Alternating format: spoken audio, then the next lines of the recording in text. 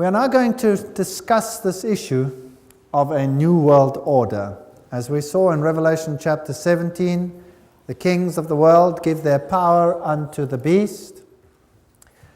In the Keys of this Blood, Malachi Martin tells us that the greatest geopolitical giant of our age is the Pope. He says, on his trip to Poland, barely 8 months after his election, he signaled the opening of the Millennium End Game. He became the first of 3 players to enter the new geopolitical arena.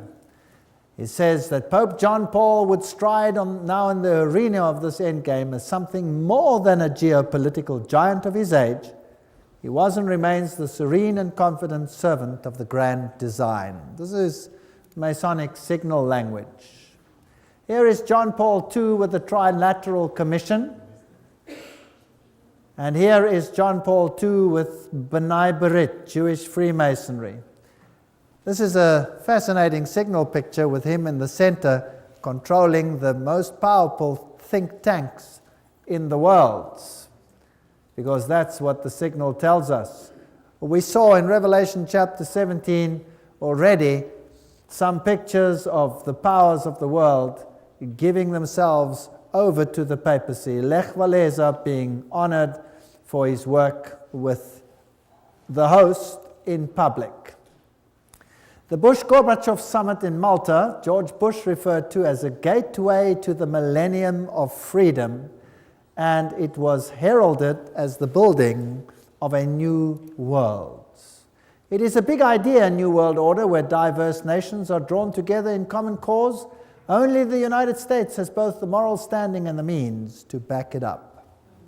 So they want to create this new world order. Revelation chapter 13 said that the beast that comes up out of the earth would be the power that did it. Bush confirms that for us.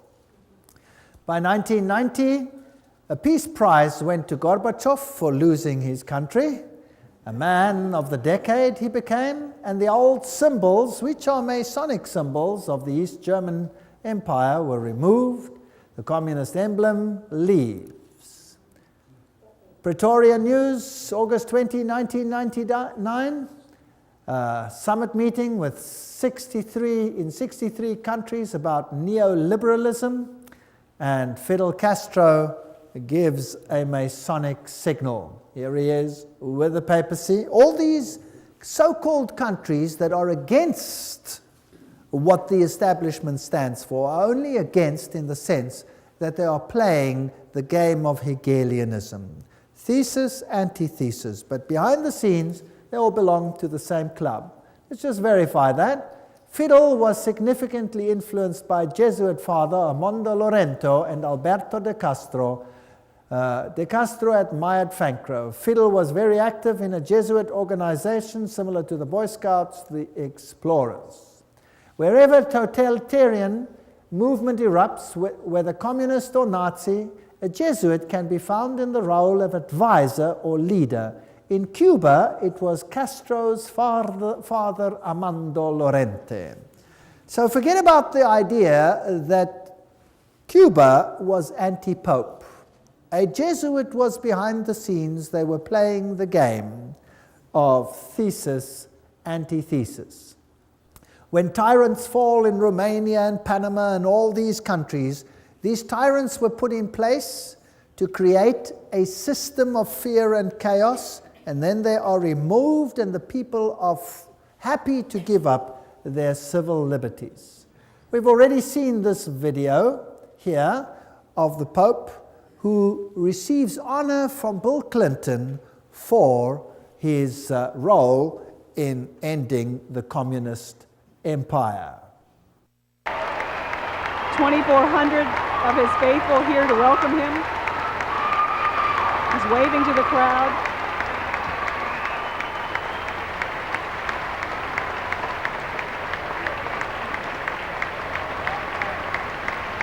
Archbishop Regali is alongside the Pope as he shakes hands with the First Lady.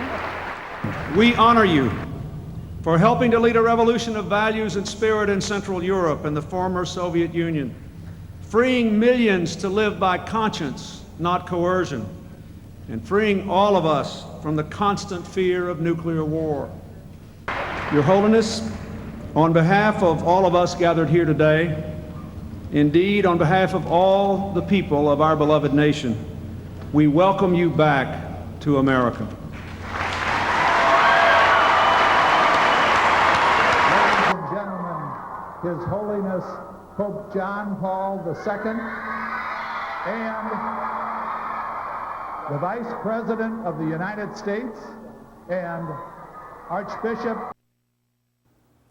Pope declares the European community heaven sent. Very fascinating.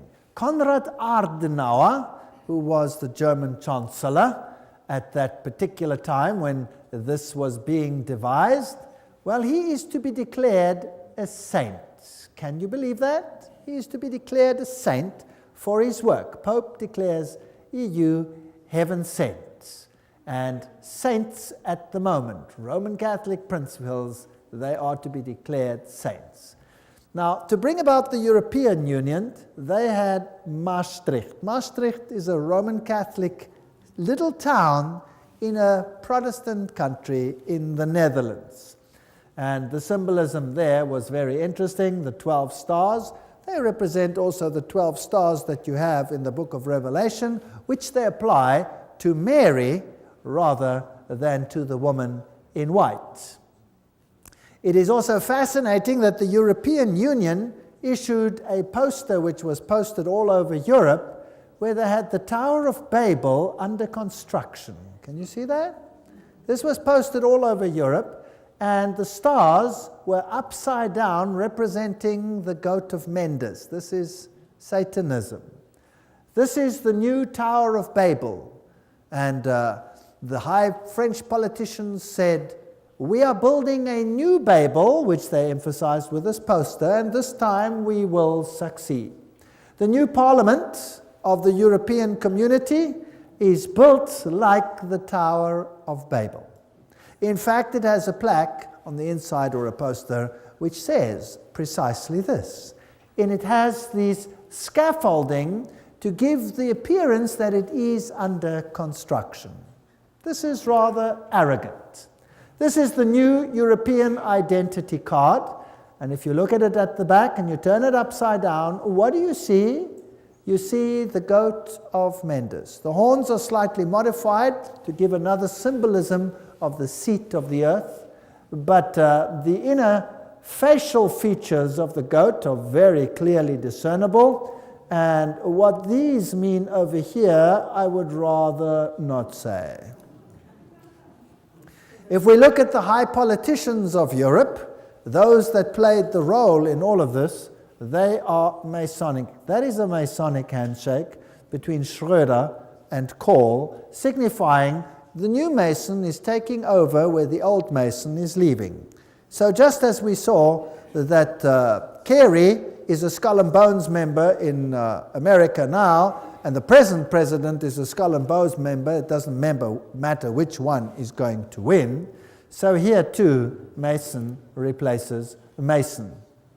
Fingering the system, they're all showing that they're all part of the same system.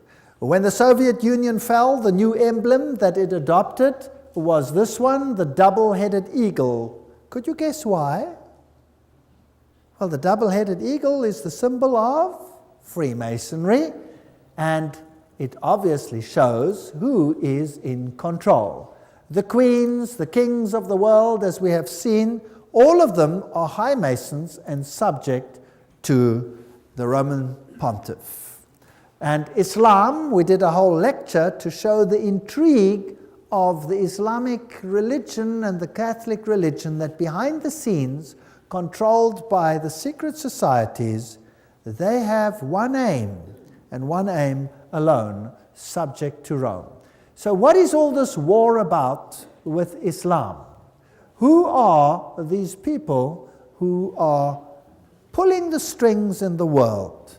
And why are people being rubbed up between them? From the rock stars of the world, the Bonos of the world, to the political leaders of the world, everyone seems to be bowing down to the papal Caesar. from the east to the west. The Islamic world is currently being set up as the synthesis in the religious world, pitted against the Judeo-Christian culture as the antithesis, and then out of this must come a synthesis, where all of them will unite. This is a website. There is the actual website underneath. And this one, I believe, fairly accurately says who's who in the zoo. Adam Weishaupt, Astor, Pike, Carnegie, DuPont, Harriman, Bertrand Russell, Ted Kennedy. These are the Illuminatis of yesteryear and today. George W. Bush, of course, he's a Skull and Bones member. That's a sub-organization of Chapter 322 of a German organization, the Illuminati, therefore. Bundy, Habsburg, Freeman, Teng Hui, Hillary Clinton, Alan Greenspan, Rockefeller, Rothschild, Wahlberg. These are the bankers in the system, the negotiators, Lord Carrington, Jimmy Carter, Henry Kissinger, Lord David Owen, Richard Holbrooke. These are 33-degree Freemasons, or Knights of Malta, or Bilderbergers, Committee of 300. They all belong to the same club. If we look at Franklin D. Roosevelt, Cecil Rhodes, Engels, all of these, Trotsky, Stalin, Marx, Hoover, all of their affiliations, Grand Orient Lodge, for example, Grand Orient Lodge, Lenin was Grand Orient Lodge, Truman 33-degree, Willy Brandt 33-degree, Winston Churchill. We've seen many of these before. Helmut Kohl, Committee of 300, Francois Mitterrand, 33-degree Freemason. He is not alive anymore. Yitzhak Rabin, Yasser Arafat, 33-degree Freemason. These are fascinating details. Shimon Peres, Ronald Reagan, George Bush, Gerald Ford. I showed you Gerald Ford's signature where he signed for himself that he was a 33-degree Freemason. There it is. I photographed it in the lodge. And the Carters and these great political people in the world, the Schröders, the Netanyahus, the Gorbachevs, there is Saddam Hussein listed as a 33-degree Freemason. Now, that is somewhat strange, wouldn't you say? King Hussein, Al Gore, Tony Blair, all of these issues. Look at Saddam Hussein over there. Here's a picture of Saddam Hussein. And this is a picture that was beamed on national television during the war, of what he looked like. Now, they also said at that stage that they weren't sure whether this was pre-taped. That means it could have been pre-taped before the war even took place, because if they are insiders, they would know who's who and what is going to happen. Now, there is a very interesting rumor about this man. Have a look at his face and have a look at the fact that he has no beard. The CIA, as well as the British Secret Service, said at the time it could be a double. It could be a double, but nevertheless, that is what was depicted. He has always looked like this. He's never had a beard. This is what he's looked like. Then they find, finally, Saddam Hussein's hideout, a filthy place, they say, and they arrest the man and show him on national television. After that, one does not hear too much.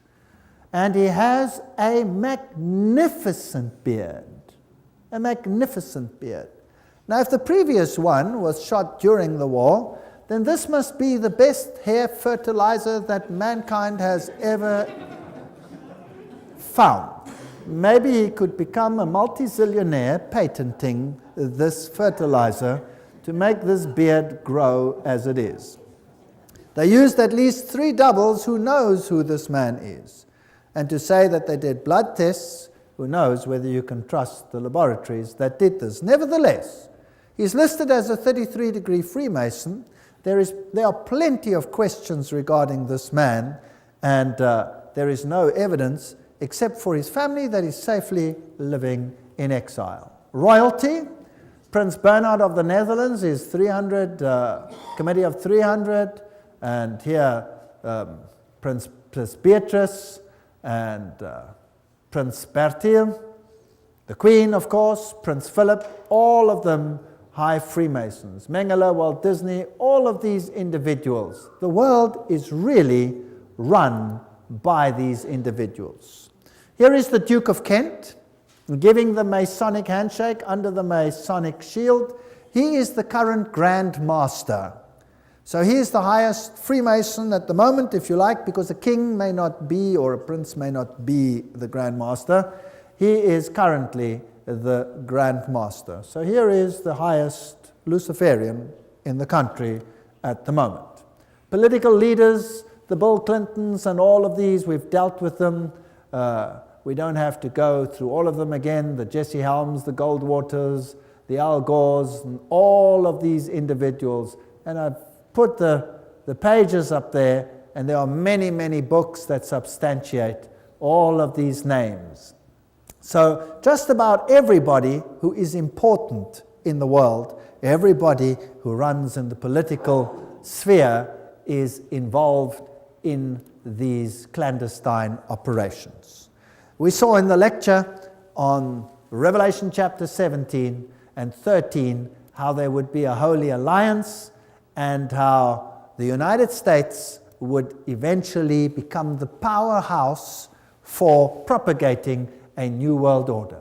Gorbachev's summit in Malta, referred to as the gateway to the millennium of freedom, as you will remember, and the initiative came for this great movement into a new world order. Now, let us have a look at this video where George Bush has something to say on this issue. Where institutions of freedom have lain dormant, the United Nations can offer them new life.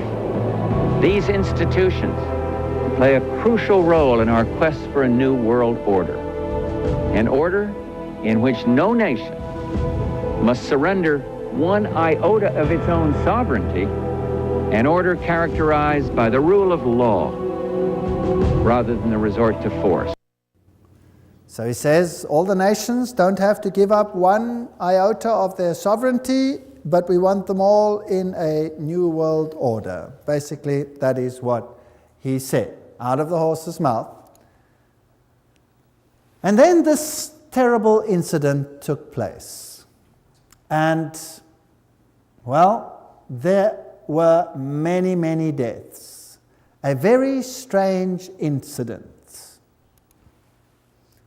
But before we get to it, let's first have a look at some of the history of this issue.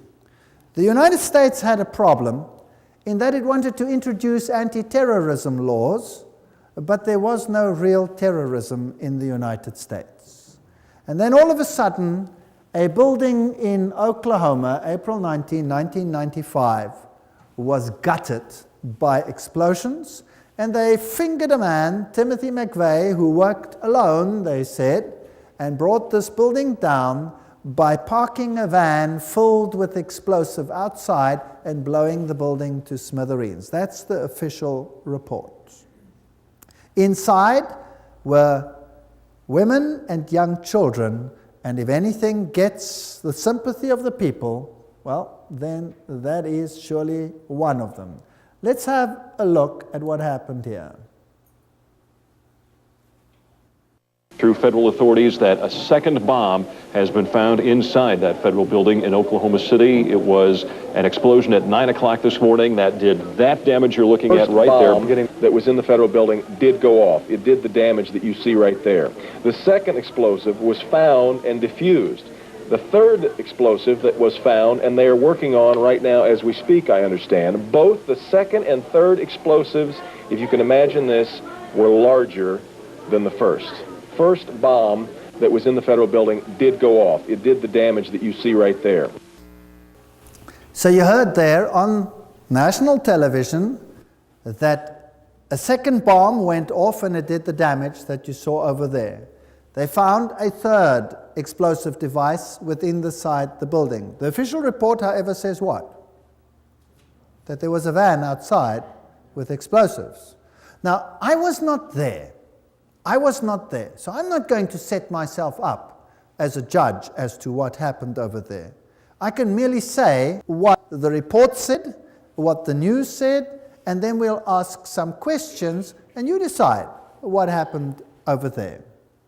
Timothy McVeigh apparently worked alone, just like in the Kennedy case, and he blew this place up. But eyewitnesses say, no, they saw two individuals, and they saw this truck on a previous day, and they had a number. But when this building exploded, there was no real crater where this truck is supposed to have exploded. Now, if a truck explodes outside the building, there must be a crater, and the building must implode. But the building didn't implode, it exploded. And that was done by a device on the inside, as you heard over here. So now, to fit the case and to say it was a truck, the people said, well, surely if it was a truck, then there must be some parts left of that truck. I mean, an explosion doesn't just get rid of every piece of a truck. It might be in smithereens, but there should be a piece of an engine block or something like that. There was nothing. Eventually, the pressure became so great that a CIA agent jogging 4 blocks away stumbled over the rear axle of the truck and found it. But the problem was, how do you identify this rear axle as part of that truck? Now, they had a registration number, and fortunately, the number was on the rear axle. Now, nowhere in the whole world do you put registration numbers of vehicles on rear axles. So this is a strange issue. But anyway, he was fingered as the sole one. But there is so much suspicion surrounding this explosion, and then eventually a firm got the contract and they gutted that building before there was any possibility of looking into what happened at that particular event. Then came another event, the Twin Towers. Now, what happened after the first event? After the Oklahoma bombing, the United States, within just 5 days, had anti-terrorism legislation. And that anti-terrorism legislation gave powers to the President of the United States where he could suspend the Constitution. But it didn't give powers where the United States could unilaterally enter any country in the world to do as it pleased.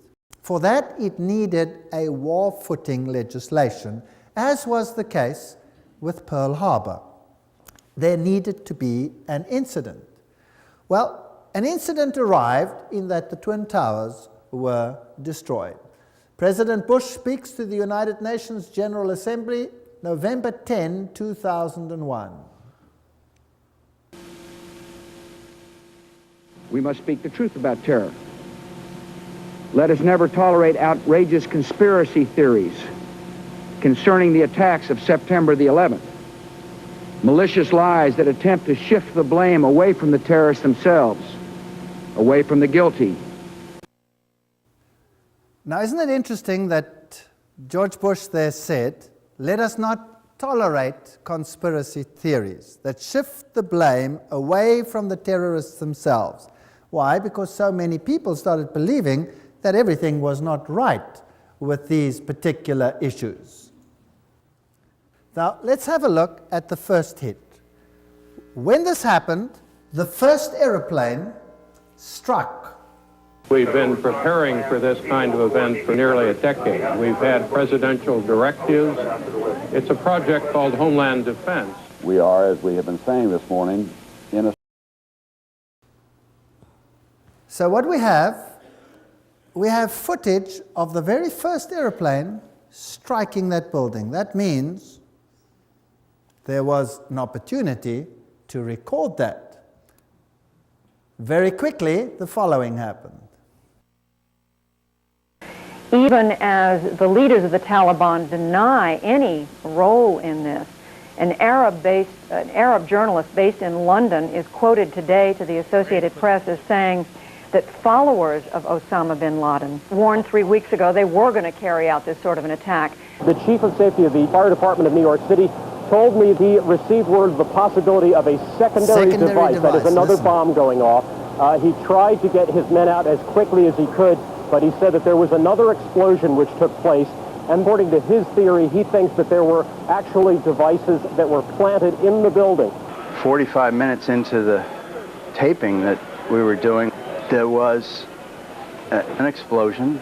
It was way up where the fire was, and the whole building at that point bellied out in flames, and everybody ran. I was about 5 blocks away when I heard explosions, 3 thuds, and turned around to see the building we just got out of, antenna tip over and fall in on itself. And then all of a sudden it started like it sounded like gunfire, you know, bang, bang, bang, bang, bang, and then all of a sudden 3 big explosions. All right, so the eyewitnesses said that they heard secondary devices, bang, bang, bang, bang, and a series of explosions, and then these buildings came down.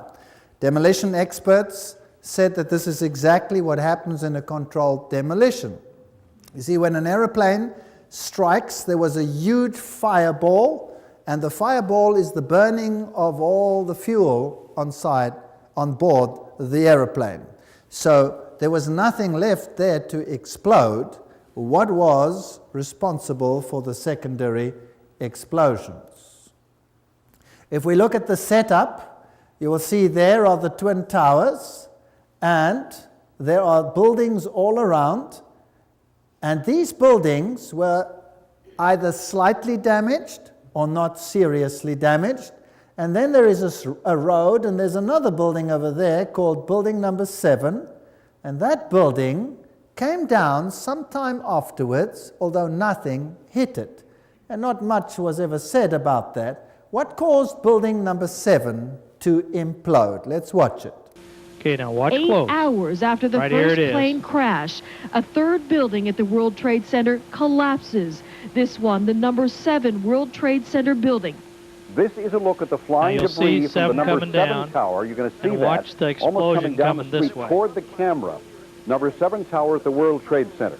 The CIA would have been in there normally, but they had, of course, abandoned the building when the the catastrophe occurred. So who would have been in that building? The CIA would have been in that building, but they had evacuated the building. And 8 hours afterwards, the building comes down in a controlled, it seems, implosion. Now, nothing hit that building, and these are very strange questions that we have to consider. After this event, there was a Canadian response. And there was a great resolution passed at the United Nations last night that might bring about a new order in the world that would be better for all of us. All of this was brought upon us in a single day, and night fell on a different world, a world where freedom itself is under attack. So the Canadian response was this could bring about a new order in the world, as it was decided at the United Nations after a meeting. Gary Hart, what did he have to say? There is a chance for the President of the United States to use this disaster to carry out what his father, a phrase his father used, I think, only once, and hasn't been used since, and that is a new world order. Tim, your life is going to change, but more important, your son's life is going to change forever.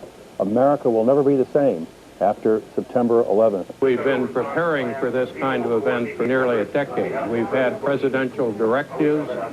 It's a project called Homeland Defense. We are, as we have been saying this morning, in a state of war. Even as the leaders of the Taliban deny any role in this, an Arab journalist based in London is quoted today to the Associated Press as saying that followers of Osama bin Laden warned 3 weeks ago they were going to carry out this sort of an attack. The chief of safety of the fire department of New York City told me he received word of the possibility of a secondary device, that is another bomb going off. He tried to get his nuclear, but he said that there was another explosion which... All right, that's enough.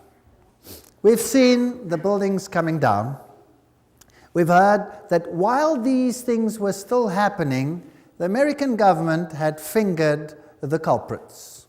A bunch of terrorists, naming their names, about 25 of them altogether, and the whole plot had been resolved by the end of the events that unfolded that day. An amazing piece of detective work after the event while it was even happening. Now, again, let me say I was not there.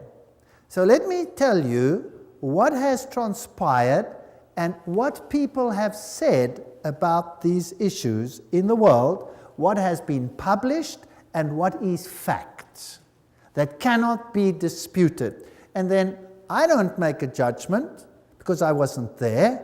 You make the judgment based on the facts. This is the story. They say the terrorists were of Arab extraction, and they mentioned the names of the passengers on these aeroplanes, which were United Airlines aeroplanes.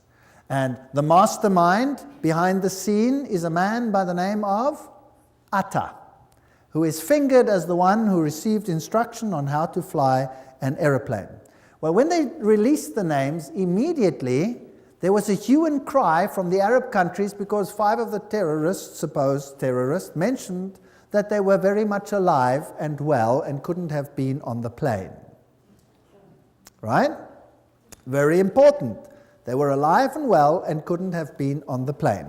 How did they know that Atta was the mastermind? You see, on his way to the airport, he had just happened to leave his documents in the taxi that was transporting him.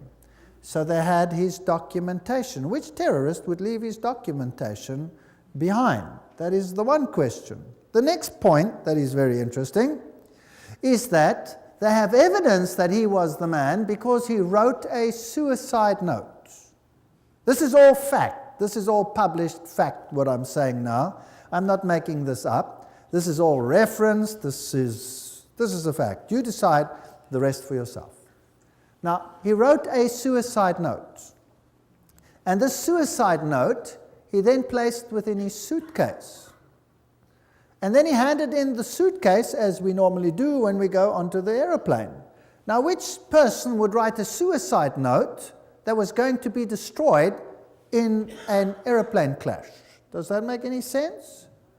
So the fact of the matter is they have a suicide note. But now the question is, if he handed in his suitcase to be put on top inside the plane, how come they have the suicide note? Well, just by chance, this is the one suitcase they forgot to put on the plane. And that is how they have his note. How do they know there were Arab terrorists in there? Because a passport. Nothing else survived that plane crash, but a passport fell out, and it happened to be a burnt-out passport, which still could identify one of the terrorists. This is very circumstantial. Now, as these aeroplanes, with absolute precision, struck those twin towers, their black boxes were totally obliterated. These are of titanium and are designed to survive such crashes. There is no evidence of them whatsoever. They have been totally destroyed. So we have a very strange situation. What hit building number 7? Nothing hit it, but it came down in like fashion.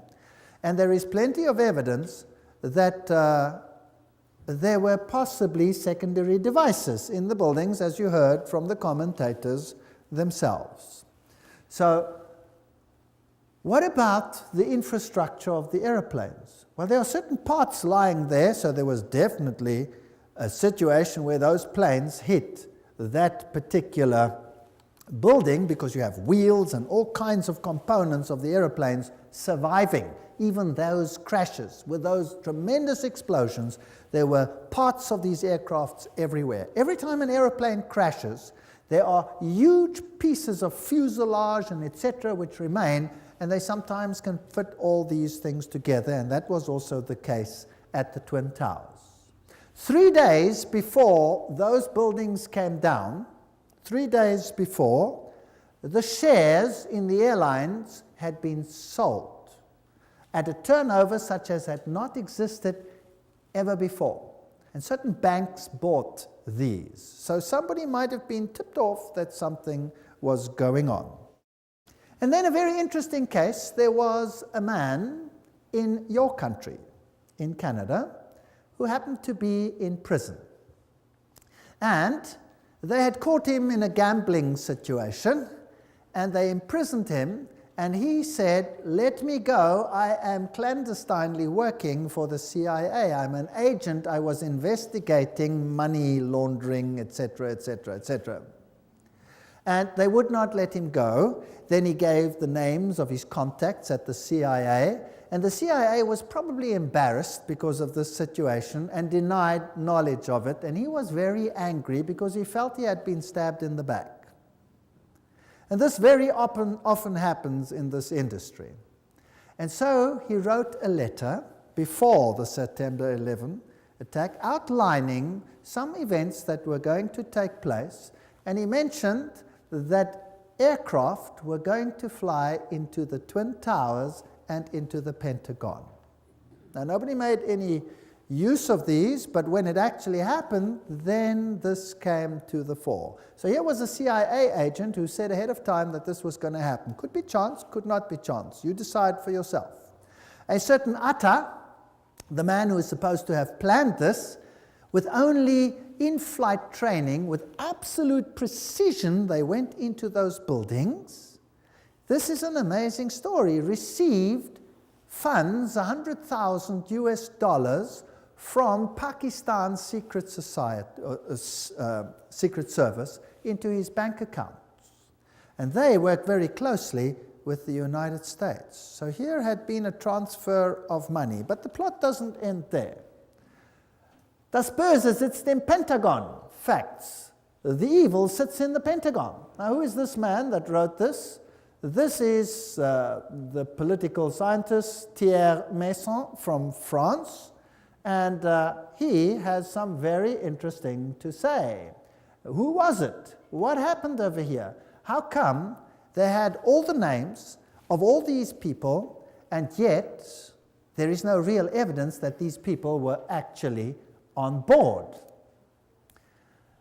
Here's the story. I'm just giving it to you with the passengers, the machines that flew into these Twin Towers. And then there's this fascinating case of the other aeroplane that went into the Pentagon.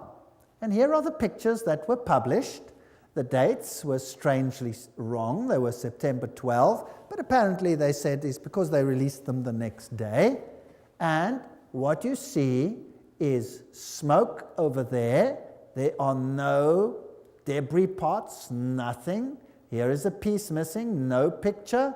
There you have an impact of a flame, and you have this fireball over here. That's it. If you look then on the lawn, this is all that was found, but no part of a United Airlines aircraft. No parts, nothing whatsoever. This is the hole that was seen after the event, and most of this hole happened well after the event. So the question is, why are there no aircraft parts? Again, all the black boxes disappeared. There were no black boxes that survived, and the hole is way too small for something like that to actually have happened. Because nowhere in the world, even in the Lockerbie disaster, there was a case where there were no aircraft parts. Nothing. There was just nothing. What is even more interesting in this situation is when you look at this, when the United States rules the world, the Catholic Church will rule the world. Archbishop Quigley, 1903. Let me go back to this September 11. To rule the world, you have to be able to have access to the entire world whenever you want to, however you want to. Now, this aeroplane that struck the Pentagon, and the other one that fell by chance, did you know about that? The other one that fell, and apparently there were terrorists on board that were overcome by loyal citizens. The interesting part is that that aeroplane struck the ground and never struck any building. It came down. And as it came down, there was a hole in the ground. And the mayor and the first people of that area ran to the place, and here was a hole in the ground, but no aircraft debris. None. None whatsoever. Not the slightest piece. Nothing. So the whole aircraft disappeared into a hole, which was not very large, and there was no debris and no black boxes and nothing. Something like this has never, ever happened ever before. But what is even more sinister is the following. Because the people that had died on the aeroplane, their descendants or their inheritors cannot claim if there is no body. But in the investigation, they identified every single human body with their blood group and body parts that were given to all the family. There were no aircraft parts. There was nothing of that nature found. No aeroplane whatsoever. And yet, they could identify everybody. Does that make any sense? It doesn't make any sense whatsoever. And there were apparently phone calls between the aircraft and the Pentagon. Such was the information that was released. And the information was that there was a terrorist group, Arab terrorists, that were attacking this place. And the phone call was made with a handy, with a cell phone.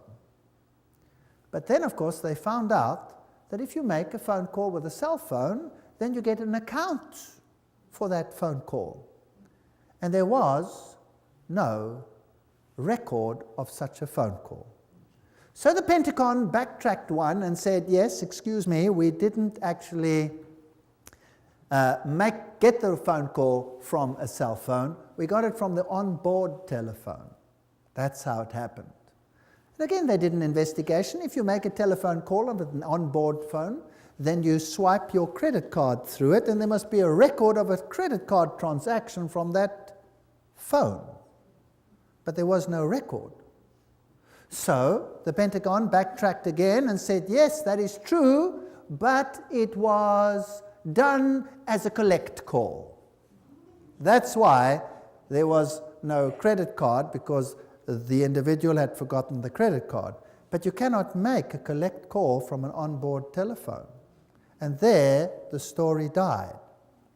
So here are 4 aircraft, no parts except the ones at the Twin Towers. There are holes in the ground and no aircraft whatsoever, but all the pieces of the bodies with the DNA analyses. These are interesting, very interesting facts. They had planned previously in the Bay of Pigs one such operation, apparently, this is history, where they were going to dupe the world by having one aircraft take off, land, the people get out, and then another one, radio control, take off and create the situation that they wanted without any people on board. This had been done before in the United States. So ask yourself the following questions. How is it possible that all this circumstantial evidence points to nobody out there? Nobody out there. Then came anthrax scares. And when eventually someone high up in politics suggested that it seems to come from a laboratory within, suddenly there was absolute silence. So let us not continue with the September 11 and ask and say it was this or that party. The fact of the matter is this is a very strange situation. And if you look at the high role players in the United States, whether it's Madeleine Albright or any one of them, they use brooches which depict Luciferian connections like goats and all of these. President Clinton here is receiving the host publicly, and he claims not to be a Roman Catholic. That is impossible. Hillary Clinton is wearing the Phoenix Rising, which is a Masonic symbol. Sherry Blair uses Masonic signals. The presidents, the prime ministers of the world, whether the Thatchers or the Carters or the whoever they are, all of them seem to belong to insider organizations, whether they are religious leaders or political leaders, or whether they are Europeans or Americans or Eastern, all of them seem to be involved. If we look at Africa and Rome, this will give us an idea of what the New World Order is going to be all about. Africa and what they have done to Africa serves as a model for what will happen in the entire world. The great African leaders and the tyrants of the past, like the Idi Amins, these people have all received exile and were probably high Masonics. When we look at the Southern Africa, South Africa situation, where you had the black-white issue, the apartheid issue, the role players, again, were all Masons. This is Foster, the president, and he gives a Masonic signal, and he was a Freemason. If we look at Nelson Mandela, he is a Prince Hall Freemason. So again, both sides are on the same side of a secret society. If we look at de Klerk and Nelson Mandela, we have the same situation there. Mandela is compared to Jesus Christ. They lift him up. They have a synthesis and an antithesis, and he receives the host publicly, although he declines to say that he is Roman Catholic. He says he's not Roman Catholic. Now, Roman Catholic canon law states that you cannot receive the host if you are not a Roman Catholic. So these people are really something else. Here he has a Hindu marriage with the widow of Samora Machel. Now, Samora Machel is another story, and his anti-Christian statements are historic. He also had a Jewish wedding at the same ceremony and a Muslim, showing that all religions are one with him. The new political face is totally Masonic, and in 1992 already it was known that Mugabe of Zimbabwe was going to take the farms away from the people that lived there. This is before he started doing this. They had already said it. Mugabe is going to take white farms very soon. It was in 1992. Today, this is a fact. Der Spiegel published, Die Deutschen müssen raus, the Germans must get out, all whites must get out. Here's a cartoon of Kissinger pointing to the fact that the whites must get out of Africa. Here is the current president of South Africa, Mbeki, and Mugabe. They are hand in hand on this issue. He refuses to rebuke Mugabe for taking the farms by force. In South Africa itself, 4,000 farmers at least have died and have been killed as they have been driven off their land. Nobody hears about these things in the world. Zimbabwe lies in ruins. But what do we find here? A tremendous building going up, and what is it called? The Jesuit province of Zimbabwe. So the Jesuits are totally in control in that country. Jesuit School of Philosophy and the Humanities, brand new buildings, while a country lies in ruins. They're preparing for a final order. And all the black leaders are in the same level as all the European and American leaders. They all belong to the same club. Now, what is this new world order? Here is the new South African coat of arms, where you can see the phoenix rising out of the ashes, the crown of Mitra with the 7 rays. All the symbolism points to the same thing. I'm going to run you through the new economic order of the New World Order. And these are now quotes from Roman Catholic sources themselves. And I would like to tell you that you haven't experienced anything yet. Waiting to come to you. And I can tell you what it feels like because I have experienced it. If you ever want to read an interesting book, read Ecclesiastical Megalomania, but I'll be quoting from encyclicals and all these things. According to canon law, the control of all property of the Roman Church state belongs to the Pope, its supreme emperor. Everything I say will have a quote now. Everything is substantiated by either a papal encyclical or any one of these. Now, communism took all property away and made it the state's property. Capitalism says the property belongs to the individual and nobody has the right to take it away. Now, if that is thesis and antithesis, then something in between is what we will want. So the Pope condemned communism, but he also condemns capitalism. The New World Order will be something in between in the name of fairness. So let us have a look at these issues. The economic thought of the Roman Catholic Church, private property. Thomas Aquinas wrote no treatise on economics, but his thinking based on that of Aristotle is foundational for understanding the economic thought of the Roman Catholic Church. Every time there is a quote. Now, what did Thomas Aquinas say? Roman Catholic economic thought is developed by the popes in their encyclicals and by the Roman Church State Councils, has been a contributor to 1. Feudalism, guild socialism in Europe during the Middle Ages, fascism in Italy, Spain, Portugal, Nazism in Germany in the 20th century, interventionism and redistributive state in the West, including the United States in the 20th century, and liberation theology in Latin America and Africa in the 20th century. What does this mean? Thomas Aquinas said, the possession of all things in common is natural law. Thomas wrote, the possession of all things in common and use of universal freedom are said to be of the natural law, because to wit the distinction of possessions and slavery were not brought in by nature, but devised by human reason for the benefit of human life. Now what does all that mean? It simply means property is for common good. You may own it, but it is for common good.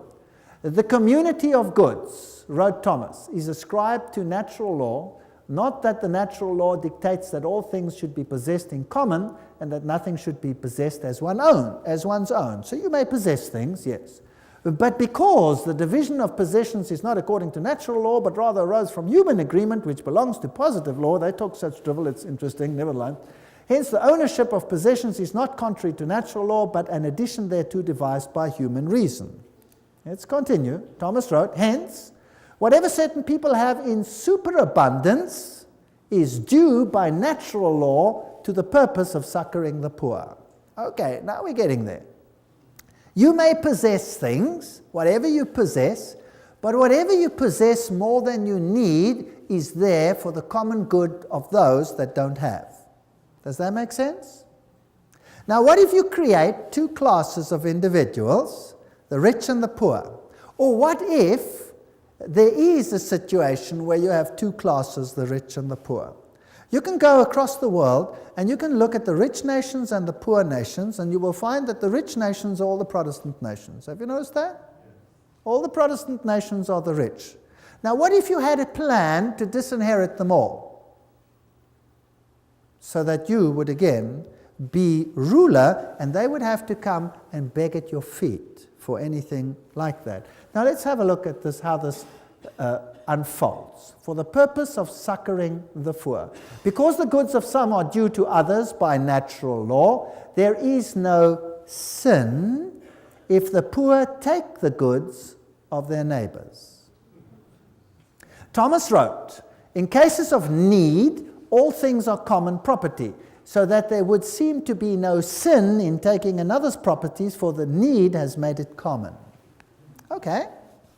Now, there's the aspect of sharing. If I see my neighbor in trouble, as a good Christian, I will help him out, right? Yes. But now we're looking at law. So if my neighbor has need, and who determines the need? He determines the need. I have need. I have a need. I have a need of a television, and I don't have one, and you have one. And you have money, and you can go and buy yourself another one. I have need of your television. Can he then take it without being a sinner, yes or no? According to this, yes. What if you have a car and he doesn't have one? He can take it without sin, according to Thomas Aquinas. Now, this was a long time ago. Surely this doesn't apply today. Well, we'll see. Not only is such taking of another's property not a sin, it is not even a crime, according to Thomas. It is lawful for a man to succor his own need by means of another's property by taking it either openly or secretly, Nor is this, properly speaking, theft and robbery. It is not theft, properly speaking, to take secretly and use another's property in a case of extreme need, because that which he takes for the support of his life becomes his own property by reason of that need. In a case of a like need, a man may also take secretly another's property in order to succor his neighbor in need. Ooh, this gets very interesting. Now, did you know that if I leave my property unattended in South Africa and somebody moves in, I cannot throw him out? He's in because he has need. That's the law. And you think that is a South African law? No, that is a British law as well. That is a law virtually all over the country now, but it's not being implemented because the situation is not such yet that it has to be implemented everywhere. Once you start opening the borders and millions of poor people start coming in, well, then there will be great need. What did they do with need overseas? So, in South Africa, people go on holiday, they come back, their house is occupied. And they can't throw the people out. Because their property is in their name, they have to pay the bills, they have to pay the rates, they have to pay all those things, but need made it common, therefore that man can move in. Is that the situation? Yes, it is. It gets worse. The Roman Catholic doctrine of private property is echoed in the 19th century communist slogan, from each according to his ability to each according to his need. Can you see the Roman Catholic doctrine there? Human rights are more important than property rights. It was the creed of Lyndon Johnson's Great Society. We shall take from the haves and give to the have-nots who need it so much. Lyndon Johnson said that. What continent is that? It appears in the literature of fascism, Nazism, liberation theology, interventionism, and socialism. The universal destination of goods. This is John Paul II's expression of it in 1987 in an encyclical called On Social Concern. It is necessary to state once more the characteristic principle of Christian social doctrine. The goods of this world are originally meant for all. The right of private property is valid and necessary, but it does not nullify the value of this principle. Private property, in fact, is under a social mortgage, which means that it has an intrinsically social function based upon the justified precisely by the principle of universal destination of goods. Oops! What did John Paul II just say? He said that what Thomas said is what I say. You may have private property. The Roman Catholic Church is for private property. That sounds very nice. But it's never qualified that that property is only yours for common good. So one day you wake up and in your garden you have squatters. And you call the police and you say, hey, or you go out and you say, get off my property. And they say, let me alone or I'll blow your head off. Hey, you go to the cops, you say, cops, come help here, people squatting on my land. Sorry, they have need. You have too much land anyway, live with it. Okay. Pope Paul VI made the point quite clear in 1967 encyclical on the progress of people. Each man has therefore the right to find in the world what is necessary for himself. This gets interesting. The recent Council, Vatican II, reminded us of this. God intended the earth and all that it contains for the use of every human being and people. Thus, as all men follow justice and unite in charity, created goods should abound for them on a reasonable basis. All other rights whatsoever, including those of property and of free commerce, are to be subordinate to this principle. That means if I have need of a manufactured good, can I take it? So now I'm driving my car, and we have a hijacking just about every 12 minutes. And a gun comes in and says, get out of the car, and I relinquish my car, and if I don't, what happens to me? I get shot. The man has need of my car. It's gone. Finished. In my own church at home, we've had hijackings after hijackings. Even the pastor. They beat him up and tried to put him into the trunk of the car. They would have killed him. He managed to fight himself free, and off he went without his car. Do you think there's any big action to find these things? No, occasionally here and occasionally there. Do you think there's any big action when the farmers are killed and they move onto the lands? No, a little bit here and a little bit there just to keep people happy. But basically nothing is done and the police hands are cut off. The law says that. There's nothing you can do. The other day, two cyclists were traveling along when they were hijacked by 5 gunmen demanding their bikes. So they took out, they were armed because they expect this is becoming like the Wild West, and they defended themselves, injured one, and got away. And guess what?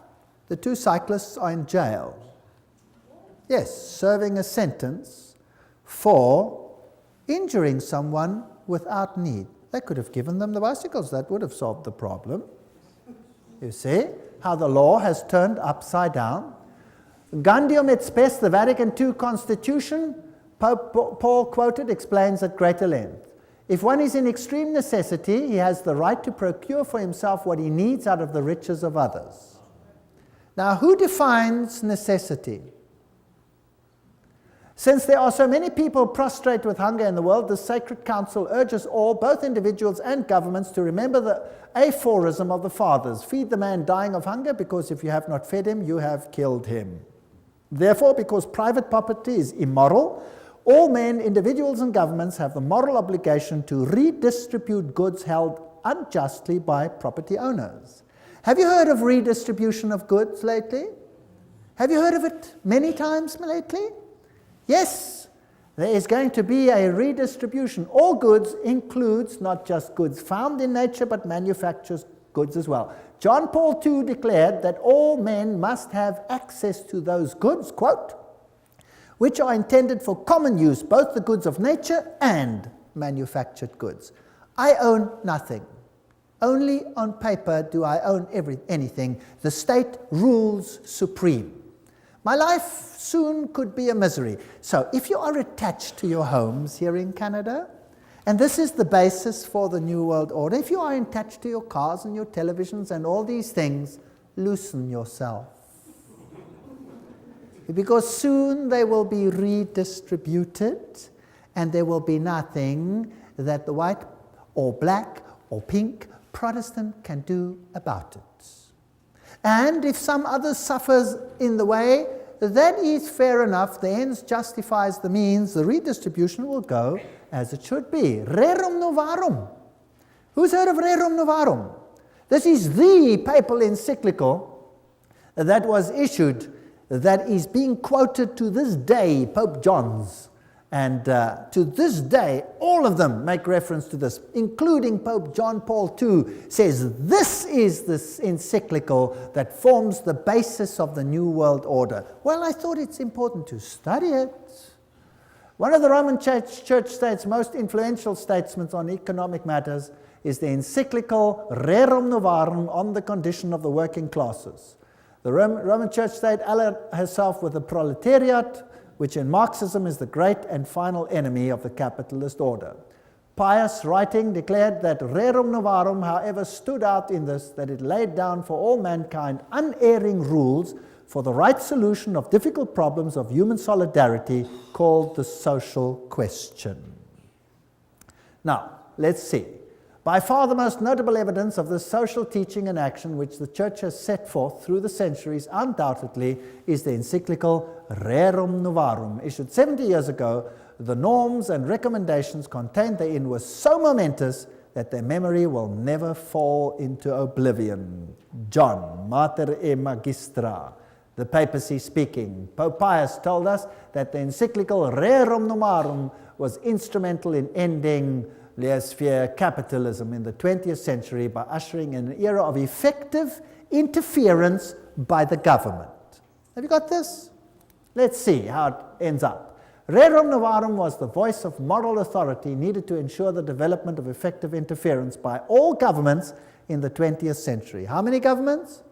All. Pius wrote, "It is not surprising, therefore, that under the teaching and guidance of the Church, many learned priests and laymen earnestly devoted themselves to problems of elaborating social and economic science in according with the condition of our age. Under the guidance and light of Leo's encyclical, Rerum Novarum was thus involved a truly Christian social science, which continues to be fostered and enriched daily.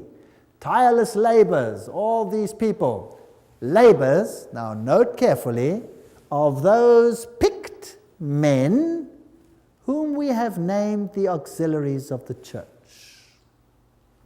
So everybody working in the secret societies, the Opus Dei, the Knights of Malta, the Knights of Columbus, all of these people working, those picked men, to bring this about. Nor were there the only blessings which followed from the encyclical. The doctrine of Rerum Novarum began little by little to penetrate amongst those who, being outside Catholic unity, do not recognize the authority of the church. And these Catholic principles of sociology gradually became the part of the intellectual heritage of the whole human race. Where are we going? I'd like to know. Thus too we rejoice that the Catholic truths proclaimed so vigorously by our illustrious predecessor are advanced and advocated not merely in non-Catholic books and journals, but frequently in legislative assemblies and in courts of justice.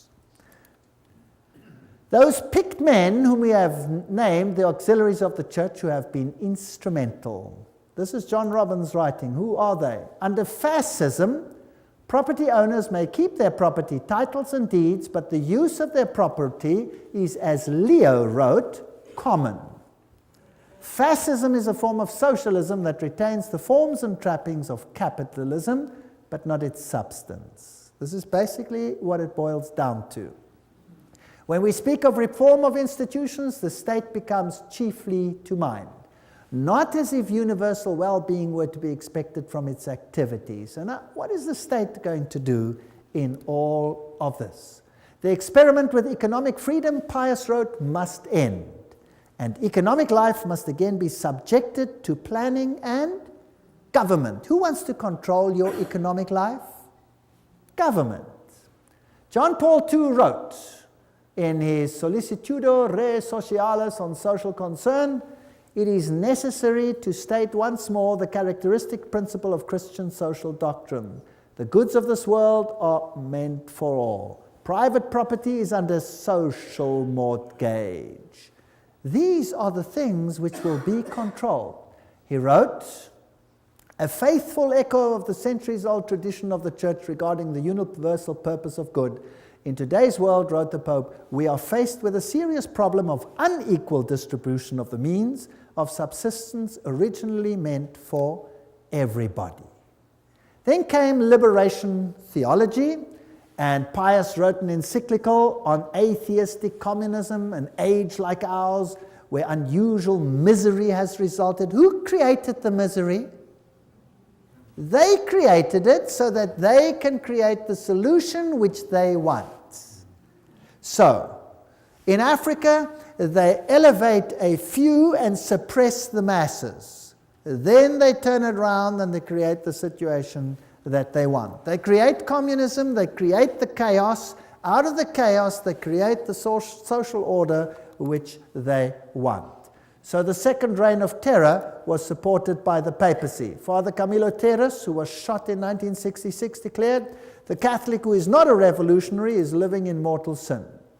Pope John Paul II wrote in 1968, the Church does not hesitate to defend fearlessly the just and noble cause of human rights and to support courageous reforms leading to a better distribution of goods, including earthly goods such as education, health service, housing, and so forth. Now we come to human rights. What did we read about in the French Revolution? What's going to be the standard of the world? Human rights. You have a right to property. You have a right to anything that you have need of. We are convinced that the theology of liberation is not only timely, but useful and necessary. That's what the Pope says, not me. This is his words directly. John Paul II, letter to Brazilian bishops. It should constitute a new stage of the theological reflection initiated within the apostolic tradition. And then he refers to Rerum Novarum. Franklin Roosevelt, when he was elected, he made Professor Ryan part of his administration. Now, who was he? Ryan wrote in 1931, The workers have a claim upon industry for all the means of living from the time they begin to work until they die. When industry does not do it directly, then it is the business of government to enforce it upon industry. See how it starts? Right. Now, let's look at some of the human rights. You have a right to freely found unions for working people. You have a right to culture, a right to emigrate, a right to immigrate, a right to food, a right to clothing, a right to rest, a right to medical care, a right to just wage, a right to life, a right to safe environment, a right to personal security of workers, a right to family life, a right to private property, highly qualified, of course. A right to common use of all goods is just thereafter, so that means nothing. A right to work, a right to pension, a right to old age, insurance, a right to association, a right to security, a right to integrity, a right to social services, a right to strike, a right to choose a state of life freely, a right to found a family, a right to education, employment, good reputation, respect, appropriate information, a right by the upright, blah, blah, blah, protection of privacy, right to rightful freedom, professional training, quality, right to adequate health care. Oh, it's laborious. How do you control that? How do you control it? If you're going to control every aspect of that, then you must control every aspect of a person's life. You will not be able to go to the toilet in future without making a triple application to the Vatican. They're going to control every single aspect of your lives. That's what they're going to control. And government is going to become super huge. Now, where's the money going to come from? From you. Now, when the money comes from you, what then happens to your wealth? It gets less and less and less and less. That means the middle class will disappear. How many classes under Catholicism in the Middle Ages? 2. There was a feudal class, the Goyim, and there was the upper class who controlled everything. Now, if we take employment, in my country, employment was running at almost 50%. In Germany, it was running at point something percent. And then it went up to 2, 3, 5, 10, 20%. Now unemployment is rife in Europe. Why? Because all the East Bloc countries are now being incorporated into Europe, and there must be redistribution of wealth. And so it's coming down, down, down, down, down. The recent surveys don't ask where you live. They say, how many rooms have you got? How many people live there? How many this? How many that? When did they do that, and in what country? In communism. And what happened if your house was bigger than your need? The one who had the need got it. But who has to pay for it? You, because you own it. It's even worse now than in communism, right? So they came to our country. Now you have to register in each individual location.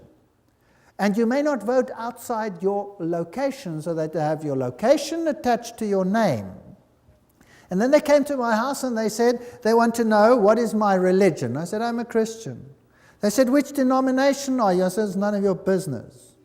They said, it is my business. Which denomination are you? I said, it's none of your business. How many rooms have you got? I said, enough. We want to know exactly how many rooms you have. I said, I have enough. But we want to know exactly. It's got nothing to do with you. Why do you want to know exactly? I could have another one next week, or I could put a wall in and I could have 2, right? So none of your business. You get into big trouble if you answer questions like that. You're not supposed to do that. Therefore, there must be made available to all men everything necessary for leading a life truly human. Did you know that living a life truly human is the Catholic acronym for salvation?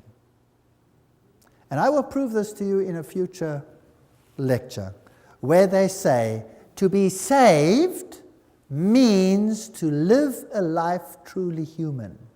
That means the kingdom of God for Catholicism is the kingdom of Catholicism ruling the world on this earth and giving everyone the capacity to live a life truly human. That means enough to take care of your basic needs and nothing else. Do you like the New World Order? Do you like it? Do you know what? The Bible calls him the man of sin. Now, there's another word for the redistribution of wealth, and I've given it to you already. What is it? It's called theft. That's right. The Bible says, thou shalt not steal. That means thou shalt not take from one who has and give it to someone else. That's called theft. That's breaking the commandments of God. Is that correct? Yes. We will see that this system of human rights breaks every single commandment of God as we go along. When God distributed land to Israel, how was it distributed? As an eternal inheritance. It was your land. Ahab wanted Naboth's vineyard. And Naboth said to him, I will not sin against the Lord my God, because this land has been given to me as an eternal inheritance and to my children. God gives each one a piece that is his. They take it and distribute it according to need, but you pay the bill. Fascinating. The complex circumstance of our day makes it necessary for public authority to intervene more often in social, economic, and cultural matters. The Second Vatican Council, that's what it said. So they're going to intervene at every level of your life.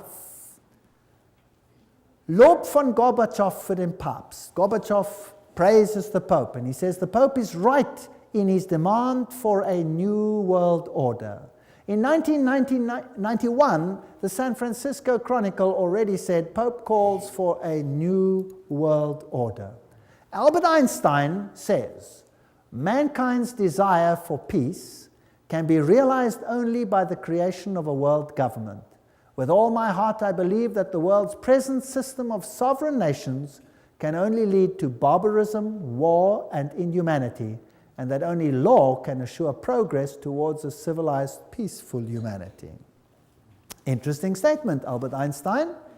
What did he also state? He says, there is no salvation for civilization or even the human race other than to creation of a world government. That was Albert Einstein. What did Hugh Tunt, former Secretary General of the United Nations, say? He said, world federalists hold before us the vision of a unified mankind living in peace under a just world order. The heart of their program, a world under law, is realistic and attainable. What did Mortimer Adler say? World peace is impossible without world government. Winston Churchill. These are big names. I'm not talking about small fry. The creation of an authoritative world order is the ultimate aim towards which we must strive. Charles de Gaulle, nations must unite in a world government or perish. How do you do that? How about creating so much conflict that everybody will be willing to give up their sovereignty? Do you know what?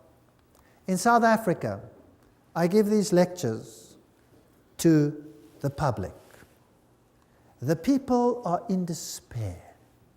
They are being robbed, driven off their land, they're being murdered. Our houses look like prisons. We cannot go to sleep without locking everything. In my very own little block, we've had murder after murder after murder, and robberies, aggravating robberies, and nothing seems to happen. The police don't even care, they don't even come out. Because there is so much turmoil all over the place that they cannot even cope with it. So who cares about your little problem that you've just lost everything? Take it to the insurance and see if you can get it back. Irrespective of the pain. They come in, they move in, they take all your private papers, they burn them. You have no record of your life, everything's gone. They sell the furniture they don't want, and the rest they keep for themselves and say, get lost. It's now time for redistribution. You had land before, now it's my land. That's how it goes. This is the New World Order. Welcome to the New World Order.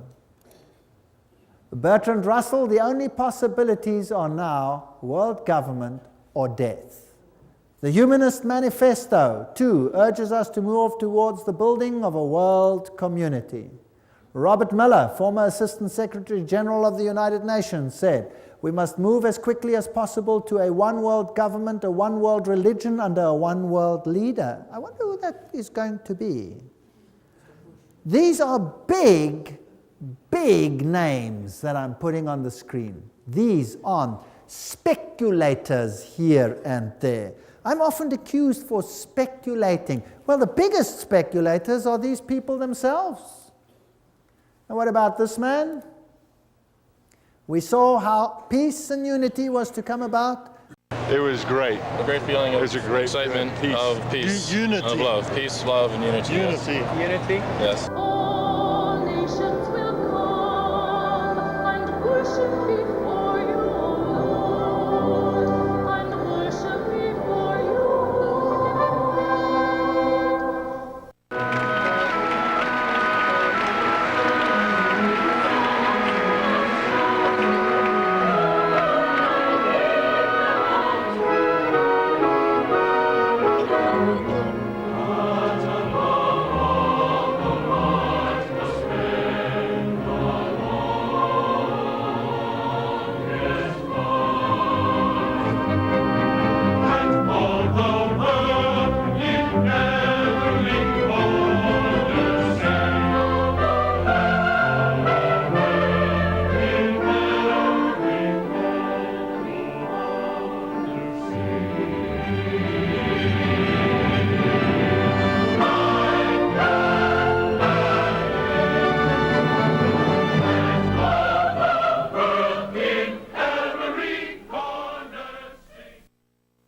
Pope calls for a new world order, CNN, Thursday, January 1, 2004. He made his whole New Year's speech revolve around the new world order. I want to tell you today that the new world order is intended not just to unite the nations which God had separated, that's one aspect, but to eradicate Protestantism of the face of the earth. And particularly that form of Protestantism which refuses to bow to the papal Caesar. That form of Protestantism will have to go. And we will see that under the circumstances that will be created, these conditions are all in place right now. It is all there. And I will put it on the screen for you, so don't miss the next lectures. Now we're getting into hot territory. I'll put the quotes on the screen where they will tell you who the problem children are going to be. And don't think it's Islam. It's someone else. Don't miss the next exciting episodes. But before I go, I would like to remind you that Jesus said that this was going to happen. And if I know, and if I understand with my whole mind and with my whole heart, that Satan, because the dragon gave him his power and great authority, is setting up his kingdom here upon this earth, then instead of becoming disillusioned, frightened, hysterical, I know that the time must be very short, isn't that right? And I know that the Lord must be coming very soon. So, as far as I'm concerned, I have distanced myself from my property. If I literally had to come home next week and find my wife somewhere in another little room and my house occupied by whomever, then I will say, tough cheese, it's going to blow up anyway, who cares?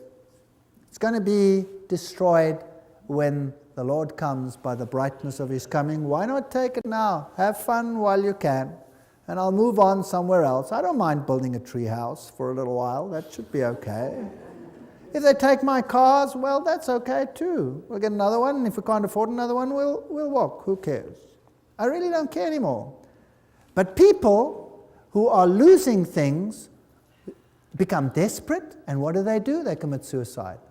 by the thousands, people are committing suicide. If they understand this message and they understand where we are going, would they then commit suicide? No, they gather hope. They say, wow, so we're part of a big exciting end game. And this is exactly what is happening. People are getting hope, and they're giving their lives to the Lord Jesus Christ, and they are saying, Lord, save me, not only from my sin, but save me from this world. I am longing for your kingdom. Do you know what the government policy is in the kingdom of God? I've already told you. Everyone in the kingdom of God gets a dwelling place in the city built by whom? By God. And it has your name on it. Did you know that? You have a city dwelling. In the new world, what happens? God says, no longer will they build houses and others live in them. So what are you going to do? They will build houses, says the Bible, and they will plant vineyards. And no longer will you plant vineyards and others eat of them. What does that mean? That means you will have a country dwelling where you will have a farm which God will bless. And who does it belong to? To you. For how long? Forever. Forever and ever and ever and ever. That's God's policy. So who cares about what they're going to do? Who cares? And eye has not seen, nor ear has heard the wonders that God has prepared for them that love him. That does not just include the glory of seeing our King in heaven. It includes everything that goes into making life pleasant. And the new kingdom is worthy of waiting for. Really. I look forward to the new kingdom of God. It'll be a great place. And we will unfortunately see this world go from bad to worse. And I don't want to lie to you and say it's going to get better. I'm going to tell you it's going to get worse. Very much worse. What happened in the French Revolution is the forerunner of what will happen in the entire world. There will be anarchy like you cannot believe. But if you are under the protection of the Most High, nothing will happen to you. So why not accept him? Why not say, Lord Jesus, I want you to be my personal Savior? Why not say, Lord, clean up my life. Let's walk together, because your government is the only one worth having. And imagine looking in his face and saying, wow, this is my God. I've waited for him. He will save me.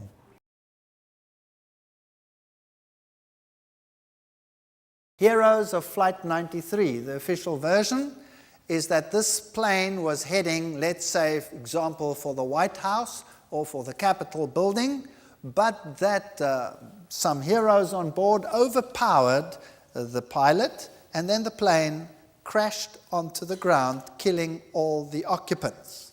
Very fascinating stuff. By the way, of all the 4 airplanes involved, no black box has been found. No black box. They are designed to withstand such crashes.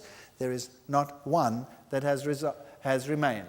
Now at Shanksville, what happened here? Now this we don't have in English, it's in German, so subtitles have been put underneath, and you can read it in English as you go along, and we can see what happened. Here the people come, and they now interview the mayor of Shanksville, who was one of the first at the scene, as to what actually was present when they arrived.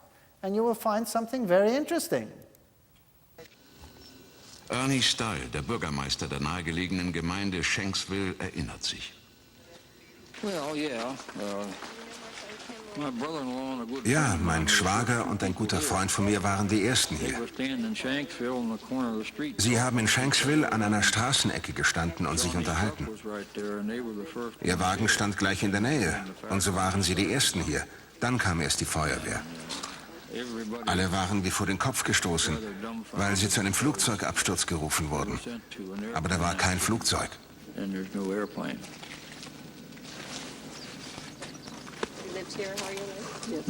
Kein Flugzeug.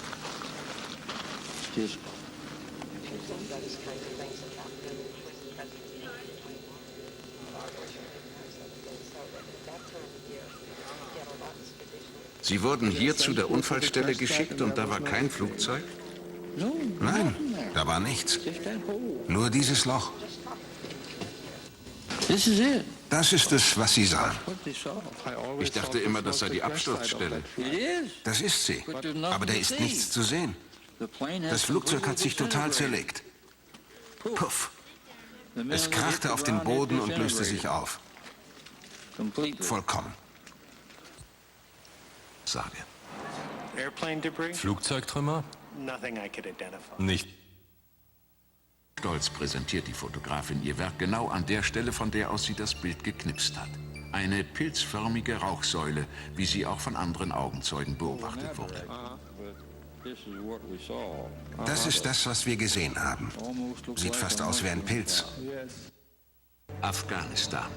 Nach einem Bombeneinschlag bildet sich genau die gleiche pilzförmige Rauchsäule wie in Shanksville.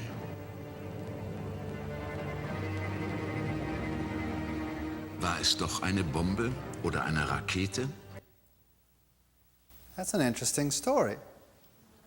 So here you have an interview with the eyewitnesses that come to the crash site, and there's no airplane. But there's a hole in the ground. And in the hole, nothing. No airplane. No airplane debris, nothing. Just a hole in the ground, in which a whole Boeing disappeared, totally dissolving itself, with nothing to show. Interestingly, they have the bodies of every single one that was on board, but there's no airplane. Now, that is weird. You must admit, that's kind of weird. And that is the picture of the actual cloud that formed. This photographer just happened to be there when it happened. And that is the cloud that forms when a bomb hits, like they used in Afghanistan. And the question was asked, was it perhaps a bomb and not an aeroplane at all? And where is the aeroplane? We wouldn't know, it's gone. Now, nowhere in the history of the world has an airplane like that just disappeared. I mean, imagine when your shuttle exploded up there, what a terrible disaster that was. And that was like a nuclear explosion in mid-air. They could almost reconstruct that shuttle from all the debris that they put together. Isn't that correct? And here, nothing? Nothing? No airplane? It's gone. No airplane. Very interesting. Let's go and look at what happened at the Pentagon. Amongst reports circulating is the report that there was an explosion in the Pentagon.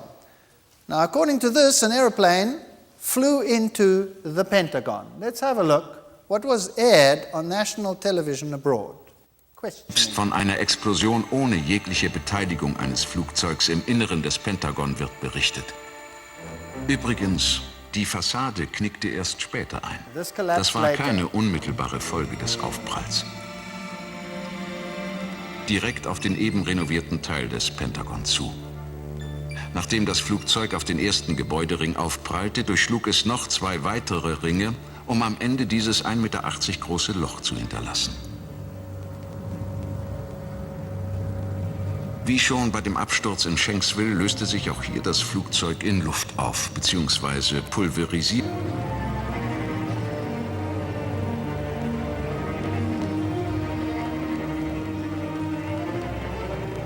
Auch nicht im Inneren des Gebäudes. Dafür nichtssagende Details. Eine Uhr, ein verkohltes Telefon, verrußte Räume. Einrichtungsgegenstände. Well, there you have it. That's the second one. Here comes an airplane, crashes into the Pentagon, goes through a hole, leaves a hole 1.8 meters wide. A whole airplane leaves a hole 1.8 meters wide. The rest of it collapsed later. Inside the building, no airplane debris.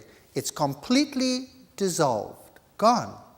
But there are clocks and there are telephones and furniture. They seem to have survived. Nothing else, no engine block, no nothing survived.